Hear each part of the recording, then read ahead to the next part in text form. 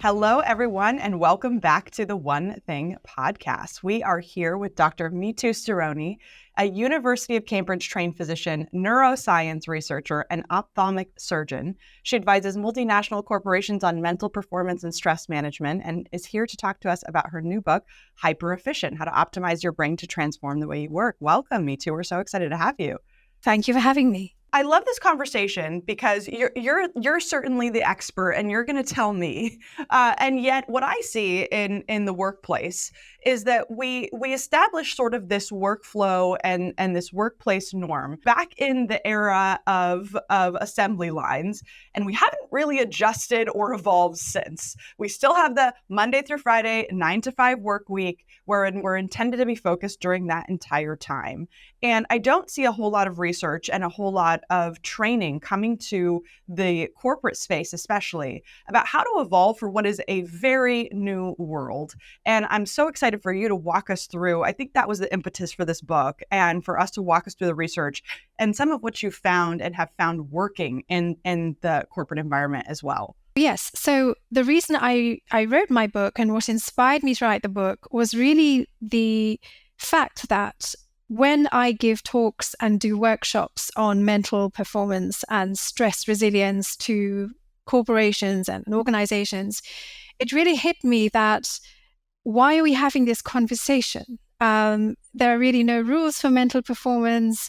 There's not been any adjustment in the way we perform since we started this huge wave of knowledge work after the Second World War. So if we just backtrack a little bit, so when we had the Industrial Revolution, assembly lines and conveyor belt type continuous, repetitive, sort of flatline work where you perform the same kind of work continuously. And it's not necessary to,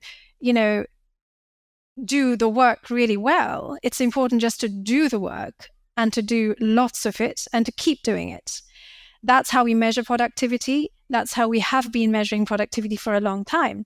That way of seeing work was actually engineered during the assembly line period, because once we had factory lines, that became incredibly successful at doing what it's supposed to do. Then that work turned into knowledge work after the Second World War, 1950s era. But from that point onwards, we just blindly adopted the same way of doing work. So we didn't really change the way we work. But what we forget is muscle works very differently to mind. And so when the mind works and the way the mind rests is very, very different to how the muscle works and how the muscle rests. And we never really took that into account. Now we really need to grasp this idea, because what assembly line work did to manual work, which is essentially split it into quantity and quality. So assembly lines produced quantity, and artisanry and craftsmanship went into a kind of a very specialized field for manual work. AI and automation is doing the same to us now. So we have automated knowledge work, which machines can do faster than us in greater quantities than us. And that is really the greater proportion of knowledge work that we have been doing all this time. So now humans are going to be left to do the kind of work that machines can't do. So creative thinking, problem solving, idea generation, and all of these types of work really need the mind to perform at its peak. So efficiency is no longer about producing quantity, so just ticking boxes and doing the stuff. It's about really having that one idea that can turn your own app or your software into something that no one else has, or solving that one problem that you are trying to solve with your company. I love that. And I love this idea that you just talked about, that muscle works differently than mind. And we went from a world where the work was very repetitive and didn't require a whole lot of thinking to a world that requires umpteen decisions before we've even arrived into the office. And I'd love for you to talk about some tactics on, I think that I see this a lot when we are consulting with organizations, wherein in order to prove productivity, productivity, we're trying to prove it in the old model, wherein we're trying to point to this is our output. But we're in a world now that's very difficult to do that. How do you quantify these great ideas? And how do you quantify leading a team in direct relation with productivity? So when you're consulting organizations, how do you talk about that? How do you measure this in our new world? So you mentioned two keywords. One is quantitatively, and the second is measure. And unfortunately, you can't measure or quantify mental output in the same way you can quantify tangible output. So if you imagine an assembly line, we don't and we can't put blocks of ideas together. We can't count how many boxes of assembled product ideas are toppling off the end of the assembly line. So quantification now has to become qualitative, which means instead of looking at, okay, how many, so in the last, whenever you do your assessments, say, quarterly or every half yearly, etc., you can think of it in a slightly looser way and think, okay, rather than looking at how many quantitative targets we ticked, how many really amazing product ideas have we actually generated in this time? And how many real problems have we actually solved? And you can do that within 3 months. You can do that within 1 week. You can even do that within a day. And that should be the new measure of knowledge work. So not what you are doing, not quantitatively how many targets you're setting yourself and ticking off, but how many of those things was really impactful to the organization, to the team, to the product, and measure in that way. And when you're measuring quality, of course, you can't really set a measure, but you can do more of a qualitative judgment. And that should be the driving force. And that sort of, filters into everything. It percolates into everything. It percolates into hours worked. So a team could be working a certain number of hours or doing hybrid working and coming up with really exceptional ideas during that time. And another team can be doing not hybrid working, doing their regular hours meticulously and really not getting anywhere. And actually, this brings me to another really interesting idea. So again, just to clarify, I'm not arguing for hybrid working or working from home. This is a completely different concept, the concept of hyperefficiency. But just to exemplify the process. So there's a great study that came out a couple of weeks ago about how, if you look at how we worked when we were working 100% with technology versus when we were working partly with technology and partly in the office. So when I say with technology, I mean not having any face-to-face meetings, not having any corridor consultations, elevator conversations, not pitches, I hope. When we were not doing that versus when we were doing that slightly and working from home. So the way they did the study was they looked at the period during COVID and they looked at the period before COVID, and they took into account all the factors to do with the pandemic. So they removed all those confounding factors and looked at it from a pure work point of view. And they found that actually when people work only remotely, so only with technology, productivity is improved. So they actually tick more boxes, they send more emails, they get things done, but innovation long term fell off. It declined. So it shows you how the two are completely dissociated. And now that we have these AI assistants to do the quantitative work for us, if we want value as human beings in the workplace, we need to provide qualitative value. And that's what this concept of hyperefficiency is. So efficiency is, as any dictionary would tell you, it's more output per unit time. And that's measuring it quantitatively. Now, what we're talking about is qualitative output per unit time. So how many brilliant ideas, how many solutions per unit time? That should be the new measure. And I'd love for you to talk about how to maximize that efficiency in this new era. Because I think that, like I said before, a lot of times when we're talking with leaders or we're talking to team members, when we do any corporate consulting, there's this idea that I'm worried, and I definitely want you to talk about this idea of sort of bringing creativity and play and innovation into the workplace. but not before we talk about how you create and maximize the efficiency, because I think there's a fear, out of lack of a better word, a fear that people, if they take time to do those things, it may affect how they're perceived from an output perspective. And so I'd love for you to talk about that and how to create this environment within the workplace. Right. Again, this is always the biggest problem. It is, okay, I'm thinking my genius ideas. I need my time to do it. So, and then right, there's no outward showing of it. You can't really see the cogs turning from the outside of the head. So really the way to do it is to do a sort of a hybrid approach. And that's really what I take in my book. So on the one hand, you need to keep the idea of work, not just turn everything into work from home. You can work from home if you need to, but that's a different conversation altogether.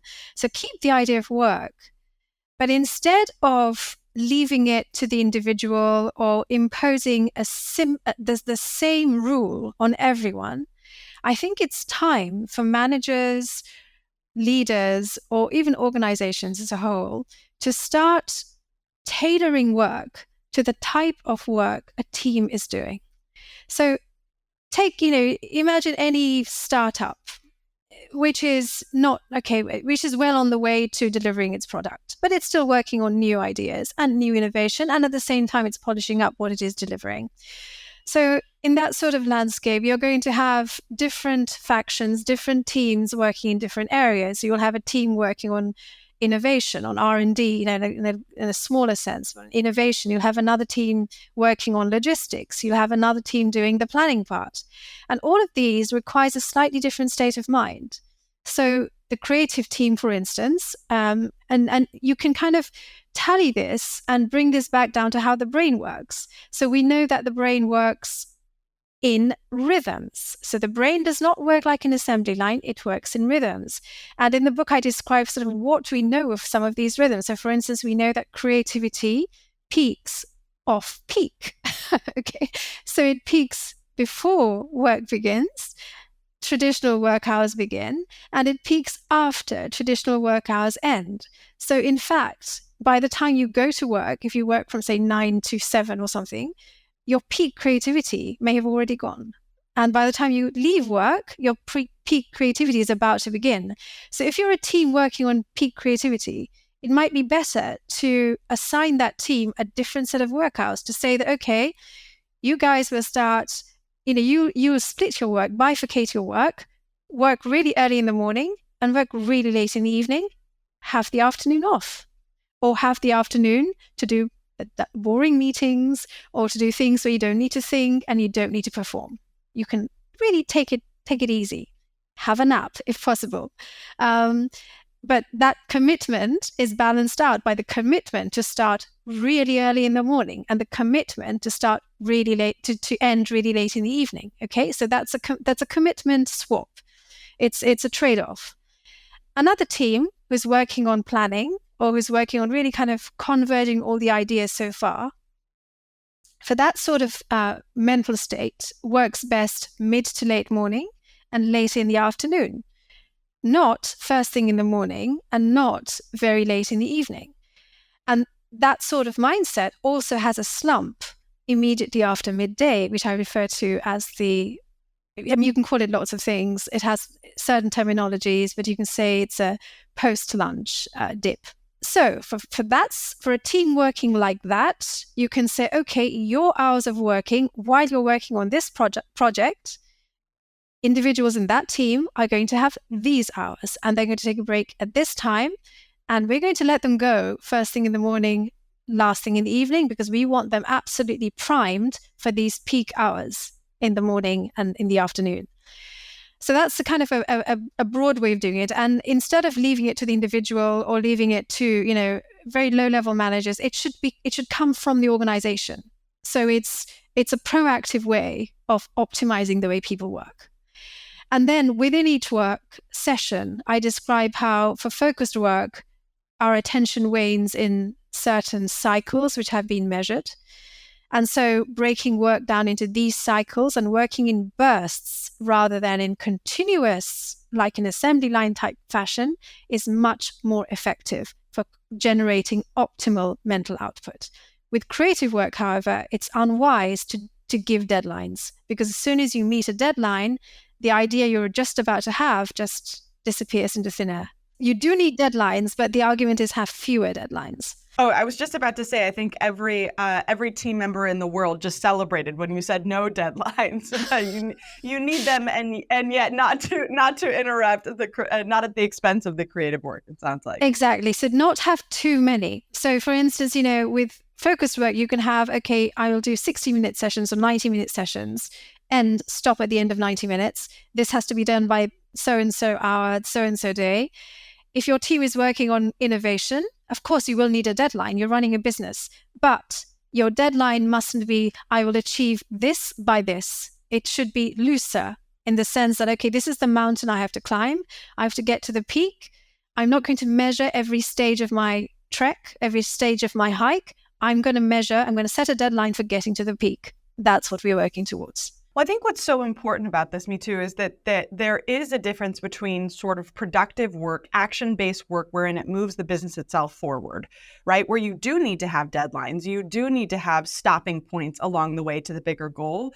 But this idea of creative work, which is the basis of pretty much every business ever, that someone came up with a creative idea to solve a very real problem. You're right. You can't come up with a deadline. I mean, there's unseen business stories that you can point back to of what we would consider now very successful, very innovative business owners, entrepreneurs who were trying to solve a problem, and the answer finally comes to them when they're walking their dog, or when they're on a trip with their family, or when they've released themselves from the pressure of figuring this thing out, whatever that may be. Exactly. And this is exactly where the mind works differently to muscle. So in the book, I go a little bit deeper beyond these two very basic concepts. I go a little bit deeper and I describe how you can sort of think of the brain or the mind a little bit like a car riding on an engine with gears. Okay. Or you can even think about a mountain bike if you prefer to cycle, again, which has gears. And you can imagine the mind working in sort of three settings. And this is a very loose metaphor of how the mind works doing the specific kind of work we're talking about. So this is not, it's a really loose metaphor, but it really helps to understand it. And if you imagine the mind working in three gears, 1, 2, and 3, and each of these gear settings puts the mind at a certain pace and in a very specific state. So I describe how in gear 1, you can imagine your mind as being very slow, very daydreamy. You can't focus, but you can daydream. In gear 3, you're you're accelerating, you're going at high speed, and you're very easily distracted. And gear 2 is the precise gear for focusing. And then I talk about how at the margin between gear 2 and 1, where you're halfway between really deep focus and daydreaming, that is the kind of state that is best for creative ideas.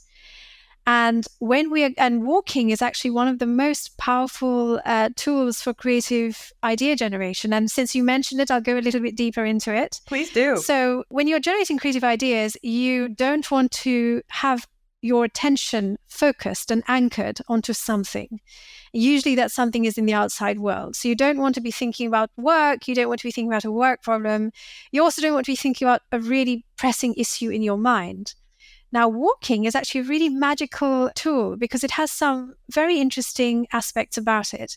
The first is if you're walking and presumably you're walking in the park somewhere safe where you don't have to constantly watch out for traffic or anything like that. But when you're walking, you have a scene around you that is moving. It's not moving so fast that you can't focus on it, but it's moving fast enough that you can't anchor onto it. So this prevents you from dwelling on one thing too strongly. So your attention floats a little bit, it drifts, it wanders into your mind, and you get into that very light gear 2 state where nothing is gripping you. So you're open to ideas. You're open to new bubbles of ideas coming up from the cauldron of your subconscious.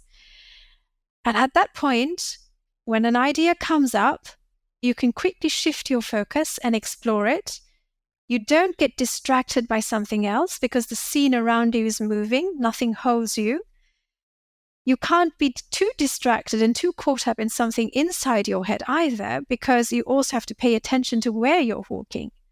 So that is the optimal sort of fertile ground for ideas to come up, for you to be able to pay attention to them, and for you to be able to very gently explore them without really narrowing your focus into one route. And you're absolutely right. So we have to do things like incorporate walking, incorporate moments of the day or moments during your 90-minute work time, moments during your breaks where you're forcing yourself to release your attention from an anchor and to let it drift without dropping too far down into gear one, which is again what walking helps with. You can sleepwalk, but usually when you're walking, you're also slightly active. So you have to be in gear two. So you are always in a state where you can focus. That's the other ingredient of walking. And walking and some other ingredients that I mentioned in the book are very helpful and should be incorporated in this new era of working. And Mithu, I'd love your perspective on why you think people resist this so much. And I think this is, I would you correct me if this is incorrect, but I think in the US especially, we just very much resist this idea of creating breaks. And it's well known that we're, I think, the worst country at taking any paid time off and full vacation. And there's just such a different perspective on this. And yet there is study after study and information after information that calls out how very important it is to create breaks throughout the day and to create spaces like walking, like these quiet times to think, that will actually improve productivity, the very thing that we're trying to do by working all the time. Why do you think we resist this so much? So I think again, I really do think it's a hangover from the period of assembly lines where we measured output. So the more, okay, let's take a step back.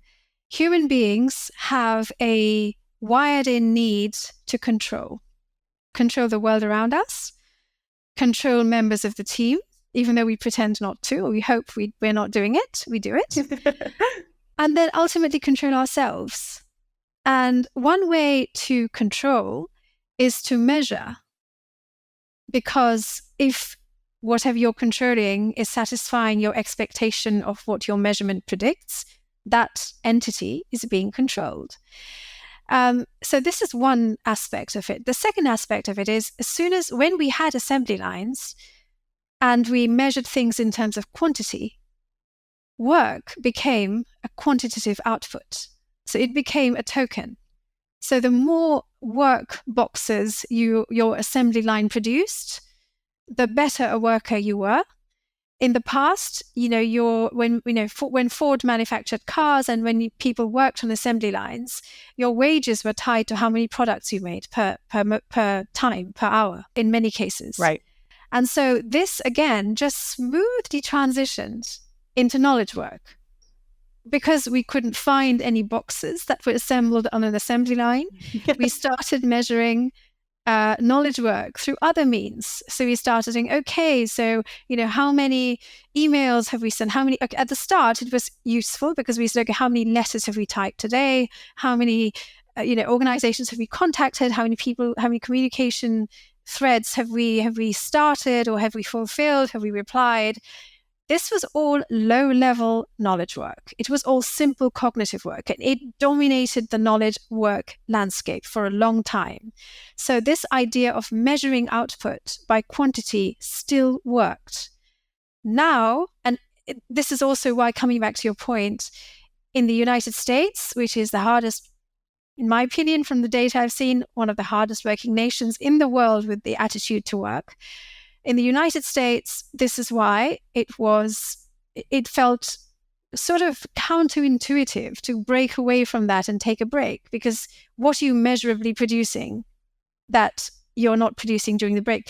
But having said that, I should point out that the coffee break, and I describe this in my book, was actually born when a Thai company, I think it was in Denver, Colorado, started giving people breaks and found that they produced more ties or more product in the day by having the break. And that's actually what introduced the break in the first place. But of course, again, coming back to knowledge work, you can't measure knowledge products in that way when you're not just typing letters or sending emails, when you're measuring ideas or innovation. So we really now need to become comfortable with the idea that we have to start measuring work output in terms of quality, not quantity. And then once we start doing that, we will probably see or find the same Denver tie coffee break effect, and find that actually letting people work in this way, adopt breaks, work in rhythms, increases productivity in terms of quality, not just quantity. And something you talk about in the book, Mithu, which I would love for you to expand on for our listeners, because those that listen to this podcast, we've got a lot of business owners, entrepreneurs, executives, people who are working really hard towards big goals. And one of the things that you talk about in the book is how to reduce this decision fatigue that you experience throughout the day when there are so many problems to be solved and so many decisions to be made. And I think this is outside of just work, right? That we are constantly bombarded with how to divert our attention and which decision to make at any given time. And so I'd love for you to talk about that, as well as just some great tactics on what to do when you feel your mental muscle getting a little bit tired. Sure. So one of the problems that we have right now is this: so much work has gone from the hands to the head that the mind is doing a lot of the work the hands would be doing. And part of that is also decision making, because many things that you didn't have the option of making a decision on before, you now have the option of making a decision on now. So decision making is an enormous part of cognitive load. And now that AI and automation has come to us, has invaded our sphere, we actually need to make even more decisions in terms of, because it's part of sort of more sophisticated cognitive work, which we didn't have to do that much of in the past. So with decision making, it has its own name, decision fatigue. There are some ways that have been shown to alleviate it or to just lighten it. Unfortunately, nothing makes it go away. So one way to reduce decision fatigue is, so I mentioned 3 ways, but one way is to first of all think of making decisions a little bit like going shopping. So if you go shopping, if you take 2 trips, one trip is when you window shop. So you just say, oh, well, that looks quite nice, I might get that. That looks quite nice, I might get that. That does not take a lot of energy. That is not quite as tiring as actually buying or making the purchase yourself, making the decision to buy the thing yourself. And so taking a window shop approach is really helpful when you're making decisions. So divide your decision-making phase into 2. First, do a window shop decision. So first, just weigh your options, look at your options, consider them, don't commit. And then once you've familiarized yourself with the options, commit. So that's one way. The second way is a very famous way of just reducing choice. So it's much harder to pick one thing out of 10 than it is to pick one thing out of 2. So rather than picking out of 10, maybe just, divide the 10 options into 2 with a very, very low effort category, say the most and least. And then you can quickly, so you take a bunch of 10 and whatever metric you're measuring, you go for most and you pick 3 or 4 of the most, or you pick least and you pick 3 or 4 of the least, and that makes it easier. So creating an extreme turns a 10 option decision into a 2 option decision. That's the second option. And the third is, of course, to just have many, many, many breaks. So your mind doesn't get tired in terms of, so a study I described demonstrates this, where your mind doesn't just get tired from working continuously. If you take 20 decisions in 5 minutes, it's as tired as if you take those 20 decisions over 1 hour. So after every number of decisions, very interesting, after every number of decisions, take a break. Let your mind not make decisions for a bit. That's so interesting, because I think that we wouldn't equate, or I wouldn't equate this making 10 decisions in 20 minutes or 10 decisions in an hour as the same amount. And yet it very much is. It sounds like the timeline isn't as relevant as the actual activity. That's our brain's assembly line, so to speak. And we still have to give it credit for all the work that it's doing. That is absolutely correct. I mean, when you're taking a decision, you have to remember it's a very complex procedure. When we turn decision making into a profession, that is to say, law, people have to train years and years to be able to do it professionally. But our brains are doing it all the time. So when you're making any decision, you first collect the evidence. You first look for the evidence. You collect it. You then sit and go through the evidence. You sift through the evidence. And then you pass judgment. And in real life, judges we think, have the toughest job in a court of law. So our minds have to do that all the time. And so when you are working under stress, under duress, under very short time conditions, so time constraints, you kind of chop off the bit that you don't need or that you can least do without. You have to make the judgments. You can't do without that, but you can chop off a little bit of the evidence gathering phase. And when you do that, of course, you have to rely on your own intuition, your own biases to make those decisions. And that's when your decisions become suboptimal. So giving yourself time for decisions and ticking those 3 criteria I just mentioned are really important. It's a really helpful model. And I'd love for you to talk about what to do. We already talked about walking as an important way to separate yourself from some of this work, specifically at work around decision making or creative thinking, the things that are really using up a lot of brain power. But I'd love for you to talk about a few other things that we could do throughout the day to sort of break up and give our minds a break. Right. So when you're thinking about taking a break, we tend to put all breaks under the same category. So let's take one thing out, and that one thing is napping. Okay. So one of the most powerful things I think we can do in today's qualitative knowledge work era, I think that's a good way of looking at our era, it's qualitative rather than quantitative, is to introduce back napping. So napping isn't just healthy for the brain, it also allows your mind to carry on performing at high intensity, high load later into the day. So because it sort of offloads the fatigue you've accumulated during the morning. And so you can carry on with a fresh mind with the same sort of mental stamina when you work later in the day. The other thing with napping is it can coincide really well with what I call the post-lunch dip, which is our brains always naturally have a dip in alertness and the ability to pay attention immediately after having lunch, whether or not you've had lunch. So it's actually immediately after lunchtime. And so if during that time you take a nap, like many people do around the world, and most importantly, many people do in cultures and in communities where people lead very long, healthy lives, they all tend to take a nap. So actually incorporating that back can improve mental performance. So that's naps, separate category. Next, when you come to taking a break, ask yourself 2 questions. A break for the mind is not like a break for the muscle. So when you're lifting weights in the gym, you stop, that gives your muscles a break. But when you're working hard at work, your mind can do 2 things when you stop. Either it can just relax, or it can keep thinking about what it's been doing, get stressed, keep figuring it out while you're having your sandwich or having your lunch, and just keep working at the same pace you were working at when you were actively sitting at your desk. So when you take a break, ask yourself, what do I feel like? What does my mind feel like? Can I switch off? Am I thinking about work? If you, and I describe in my book, kind of tired and wired or tired and not wired are 2 kind of states you can think of when you take a break from work at the end of the 90-minute or whatever work session.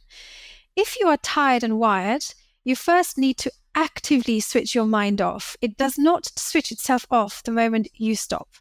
You might be on a beach, your mind is back on the office chair. This even works during a vacation. So when you're taking a break during the day, the first thing to do, if you're tired and wired and your mind is thinking about it, is distract yourself. So do something that is so gripping for your mind that you are forced to forget about the work you were just doing a moment ago. This can be something as simple as playing a game like Tetris. It can be as simple as, watching a gripping video or something like that. That's not taxing, but that really, really absorbs your attention. Do that for a short period of time and then give your mind a break. Second option is to also give yourself physiological relaxation. So I describe how the physiology of our body through muscle really connects to the physiology of our minds. This has been known for a long time. We're only just coming back to it, which is why things like yoga and muscle relaxation are becoming so popular.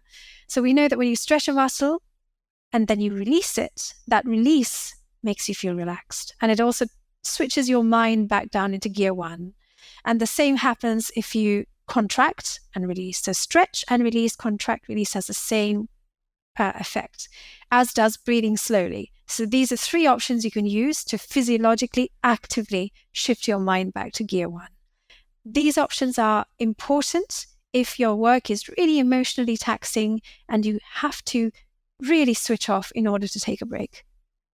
I love that. And I think this is so powerful for people to look at their days and just ask themselves. As I'm listening to you, I'm taking an inventory of how often I do any of these things during my workday, to which my response is definitely not enough. And so from my own perspective, I'll say thank you for this and for bringing this top of mind for those who are working so hard throughout the day and probably wondering at the end of the day, why didn't I produce as much as I think I could? Or why am I still having challenges solving these problems? Or why am I so exhausted at the very end of the day? And it's because we aren't building any of these things in throughout the day. And it's just so important to be able to maximize the very thing that we're trying to, which is the entire point of the book, efficiency and productivity. Mithu, at the end of this podcast, we always ask, what is the one thing that you would want listeners to take away from this conversation? Think of your mind in rhythms. So the important thing is when you work, whatever work you're doing, don't work like an assembly line.